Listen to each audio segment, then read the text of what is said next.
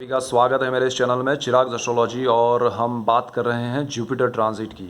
और जुपिटर जो है 19 नवंबर को ट्रांजिट कर रहे हैं और मकर से कुंभ में जा रहे हैं।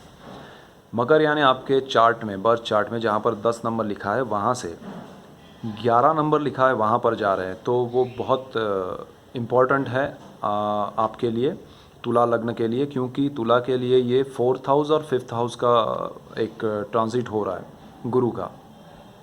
तो 4th हाउस जो है जहाँ 10 नंबर लिखा है वो आपके लिए सुख भाव है, और सुख भाव से वो पंचम भाव में जा रहा है। पंचम भाव जो है कुंडली का, जहाँ पर आपकी कुंडली में 11 नंबर लिखा है, वो आपकी कुंडली का 5वां स्थान है। वो एक गुरु का कारक भाव है, और कारक भाव में गुरु का आना थोड़ा ध्यान रखने वाली बात है, क्योंकि कारक भाव को नष्ट करता है।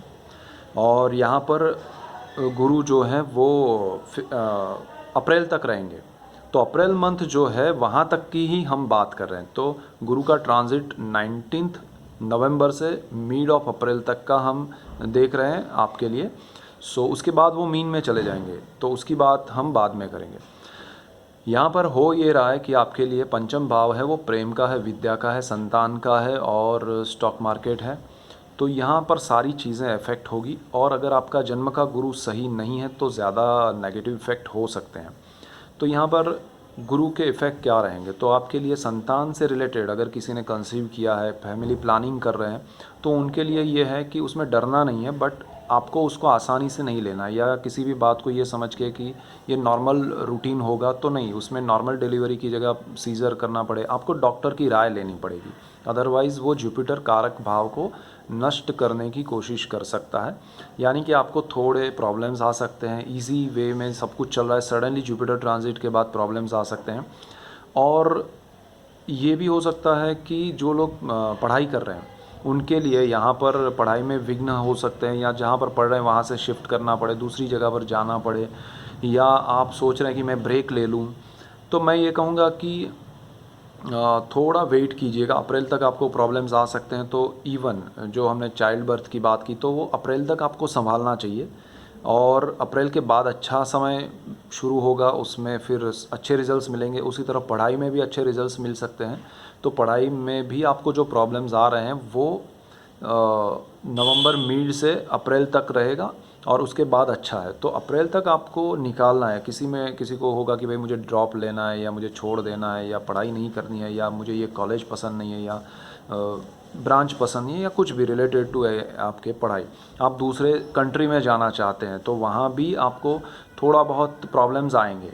जा सकते हैं बिकॉज़ गुरु आपका अच्छा है बर्थ चार्ट में, तो आपकी दशाएं अच्छी है तो। लेकिन गुरु का ये ट्रांजिट आपके लिए ऑब्स्टेकल्स क्रिएट करेगा, लेकिन उससे डरना नहीं है, उसको एक्सेप्ट करके चलना है कि ये प्रॉब्लम्स आएंगे और मुझे इतना समय निकालना पड़ेगा। अब यहाँ पर प्रेम का भी स्थान है, तो प्रेम में आपको क्लैरिटी होगी, आपको रियलिटी पता चलेगी, आपकी भी और सामने वाले की भी। यहाँ पर आपके बारे में जो सामने वाला सोच रहा है उसको क्लियर एक होगा कि भाई ये सही है या नहीं है। आपको भी ऐसा ही एक समय आएगा कि क्लैरिटी होगी। तो ये दोनों चीज़ें आपके लिए इसलिए हो रही है कि जुपिटर यहाँ पर नीचभंग राजयोग जो कर रहा था 4th हाउस में, वो छोड़ के अब कारक भाव में आ रहा है। टोटली अलग आपको रिजल्ट दे रहा है। एक तरफ अभी आप राजयोग के फल में हैं, वहाँ से सीधा आपका गुरु आपको कहीं ना कहीं ऑब्स्टेकल क्रिएट कर रहा है, कहीं ना कहीं छोटी छोटी चीज़ों में डिस्ट्रॉय करने की कोशिश करेगा। तो ये टोटल नेगेटिव इफेक्ट आपको लगेगा गुरु का। लेकिन अगर आप समझ के चलेंगे कि ये गुरु का एक तरह से क्लैरिटी करने वाला रिजल्ट है आपके लिए, तो आपको उसको पॉजिटिवली लेना है। अगर आप नहीं चाहेंगे तो भी होगा, चाहे आप चाइल्ड बर्थ की बात करें, चाहे आप पढ़ाई में जाने की बात करें, चाहे आप प्रेम की बात करें, इन सारी चीज़ों में आप कैसे भी अच्छे हैं नहीं हैं, जो भी परिस्थितियां हैं, रिज़ल्ट ये मिलने वाला है। पहला ये आप एक्सेप्ट करके चलें कि इसमें ऑब्स्टेकल्स आएंगे, प्रॉब्लम्स आएंगे, और उसके सॉल्यूशंस है, और उसका समय है ध्यान रखना, सावधानी रखना। और अप्रैल तक ही ये प्रॉब्लम है। अप्रैल के बाद जुपिटर का ट्रांजिट हो जाएगा, आपके लिए अच्छा समय फिर से शुरू हो जाएगा। तो आप उस स्ट्रेस को सहन करें, उन चीज़ों को मान के चले कि ये होना है, चाहे आप दुनिया के किसी भी कोने में रहे। अगर आपके चार्ट में तुला लग्न है और आपका गुरु पंचम भाव में आ रहा है, तो फिर वो चीज़ होके रहेगी कि आपको स्ट्रेस आएगा इन बातों से, इन 3 चीज़ों से। स्टॉक मार्केट में जो लोग हैं उनको थोड़ा रुक जाना चाहिए, थोड़ा समझ के चलना चाहिए, अदरवाइज़ वो भी लॉन्ग टर्म के इन्वेस्टमेंट करते हैं तो जुपिटर अप्रैल के बाद अच्छे रिजल्ट्स देगा, लेकिन यहाँ पर वो ब्रेक लगाएगा। तो बेटर है आप लॉन्ग टर्म में जाएँ और भूल जाए कि भाई अभी शॉर्ट टर्म में ये 4-6 महीने में मुझे बहुत बड़े बेनिफिट चाहिए, तो वो शायद नहीं मिलेंगे। तो इन चीज़ों का ध्यान रखना है। गुरु की दृष्टियाँ बहुत अच्छी हैं, पंचम भाव में बैठा है, दूषित कर रहा है, ठीक है, लेकिन उसकी दृष्टियाँ जो है वो पंचम से बिल्कुल 5वीं दृष्टि जो है वो नवम भाव पे है, आपके भाग्य स्थान पे। तो भाग्य स्थान आपका बहुत अच्छा हो रहा है, तो अब भाग्य से आपको बहुत कुछ मिलने वाला है, लेकिन ये जो पंचम भाव है उससे रिलेट करती हुई बातों में ध्यान रखना है। सिर्फ इन बातों में जो भाग्य में है वो चीज़ें अच्छी होगी, आप धर्म से जुड़ेंगे, अच्छे लोगों से मिलेंगे, आपको अच्छे कुछ बेनिफिट्स भी होंगे। और उसके बाद गुरु आपको धार्मिक यात्राएं, धार्मिक स्थल, उन जगह पर ले जाएगा। आपकी जो रुचि, अब पंचम भाव में जो नेगेटिव इफेक्ट होगी वो भी एक रीज़न बनेगा कि आप धर्म से जुड़ेंगे, आप आध्यात्म से जुड़ेंगे, आप ईश्वर से जुड़ेंगे, क्योंकि आपको तकलीफ़ होगी, आपको लगेगा कि क्यों मेरे साथ ऐसा हुआ, तो आप भगवान की शरण में जाएंगे। तो एक रीज़न ये भी बनेगा। आप पिता के लिए बहुत कुछ करना चाहते हैं तो यहाँ पर आप कनेक्ट होंगे, पिता से कनेक्ट होंगे, पिता के लिए कुछ कर पाएंगे, बहुत कुछ होगा। यहाँ आपके पिता भी आपके लिए बहुत कुछ करेंगे, तो ये बॉन्डिंग जो है पिता के साथ वो बढ़ेगा।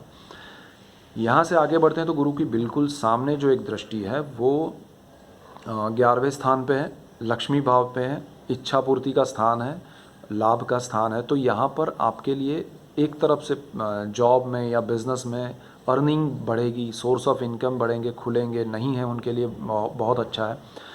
तो अगेन गुरु की दृष्टियाँ आपके लिए बहुत अच्छी है, उसका बेनिफिट उठाइएगा। आपको प्रमोशन नहीं मिला है तो मिलेगा, आपको विदेश जाना है या विदेश की कंपनी के साथ जुड़े हुए हैं तो आपको डेफिनेट बेनिफिट कराएगा ये गुरु। और आपकी इनकम नहीं है तो इनकम के द्वार खोलेगा, इनकम के लिए आपका जो प्रोसेस चल रहा है उसमें तुरंत शुरू करवाएगा।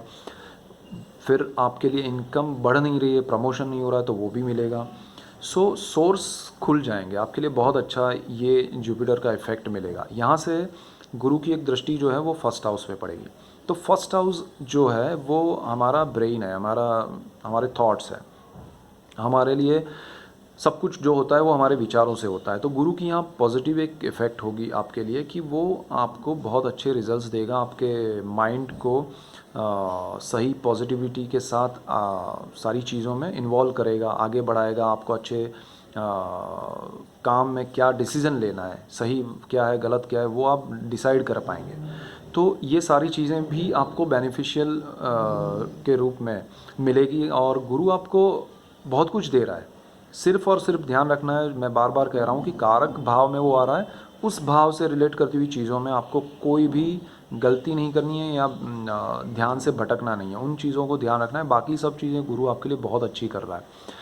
गुरु यहाँ पर जो स्थान की अगर हम बात करें तो गुरु तुला लग्न के लिए तीसरे स्थान का मालिक है और छठे भाव का मालिक है। तीसरा साहस पराक्रम का है, तो साहस और पराक्रम में वो आपको कहीं ना कहीं हेल्प करेगा। भाग्य से जो मिल रहा है वो आप लीजिएगा। मैं एक पॉइंट आपको क्लैरिटी के साथ कहूँ, गुरु का भाग्य पर दृष्टि होना आपके लिए बहुत अच्छा है। जो चीज़ आपको सडनली मिल रही है, लकीली मिल रही है, बिना अटेम्प्ट किए मिल रही है, उसको ज़रा एक्सेप्ट कीजिएगा, उस पर ज़रा ज़्यादा फोकस कीजिएगा, उसमें आगे बढ़िएगा। लेकिन आप बड़ा साहस करके, बड़ा इन्वेस्टमेंट करके फंसे, ऐसा ना हो, बिकॉज ऑफ पंचम भाव, क्योंकि वो कारक भाव में है, तो वो कहीं ना कहीं आपको नेगेटिव रिजल्ट भी कहीं बड़े इन्वेस्टमेंट में या बड़े साहस में ना करवा दे, वो ध्यान रखना है।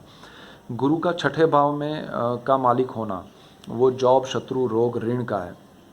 तो इन चारों चीज़ों में भी आपको ध्यान ये देना है कि वो जॉब में आपको अच्छा, जैसे मैंने कहा कि सोर्स ऑफ इनकम तो वो बढ़ा रहा है, तो जॉब में आपको टिके रहना है, बने रहना है, अप्रैल तक कोई बड़े डिसीजन नहीं लेने हैं। शत्रु भाव को आपको खुद को ही अवॉइड करना है, क्योंकि शत्रु समय होता है, कोई व्यक्ति या कुछ चीज़ें नहीं होती है, तो वो समय को निकालना है। अभी समय आपके लिए शत्रु है, तो गुरु वहाँ भी आपके लिए नेगेटिव नहीं है, बट आपको समझ के चलना है कि मुझे ये समय निकालना है, ताकि ये समय में जिनसे मैं डिस्कनेक्ट हूँ या जिनसे मैं गुस्सा होऊंगा, जिनसे मुझे प्रॉब्लम होगा, वो परमानेंट आपके लिए नेगेटिव हो जाएंगे।